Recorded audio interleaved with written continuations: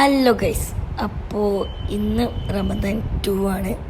പിന്നെ ഒരു special recipe ഉണ്ടാക്കാൻ വേണ്ടിയിട്ടാണ് ഞാൻ കിച്ചണിൽ കയറിയത്. അപ്പോൾ എഗ്ഗും കൊണ്ടാണ് കേട്ടോ. അപ്പോൾ ഫസ്റ്റ് എഗ്ഗ് പുഴുങ്ങിയിട്ട് രണ്ടാക്കുക, എന്നിട്ട് അതിൻ്റെ യെല്ലോ പാട്ട് മാറ്റുക, എന്നിട്ട് യെല്ലോ പാട്ടിൽ മയോണൈസും കുറച്ച് ചില്ലി ഫ്ലേക്സ് ഇട്ടിട്ട് അടിക്കുക. എന്നിട്ട് ഈ വൈറ്റ് പാർട്ടിൽ മൈദയും മുട്ടയും പിന്നെ ബ്രെഡ് ക്രംസും കൂടി ഒന്ന് കോട്ട് ചെയ്യുക കേട്ടോ. ഇത്രയേ ഉള്ളൂ, സിമ്പിൾ. എന്നിട്ട് പൊരിച്ചെടുക്കുക, സിമ്പിളായിട്ട് പൊരിച്ചെടുക്കുക. ആ ഒരു ഒന്ന് എൻ്റെ കയ്യിൽ നിന്ന് വീണ് പൊട്ടിയതാണ് കേട്ടോ. പിന്നെ അപ്പുറത്ത് എന്തോ ചീരക്കഞ്ഞി എന്തോ ഉണ്ടാക്കുന്നുണ്ടായിരുന്നു, അത് ഇളക്കി കൊടുത്താൽ.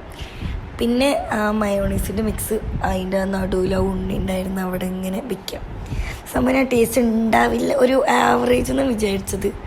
പക്ഷെ ആ മയോ അതിൽ വരുന്നതുകൊണ്ട് നല്ല ടേസ്റ്റ് ഉണ്ടായിരുന്നു കേട്ടോ. പിന്നെ ഉമ്മ എപ്പോഴും ചെടി നനയ്ക്കാൻ പോകുമ്പോൾ ഇതാണ് സ്നോബിയുടെ എപ്പോഴും ഉള്ളത്.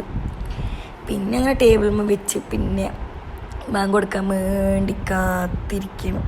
ആ കാത്തിരിപ്പാണ് കാണുന്നത്.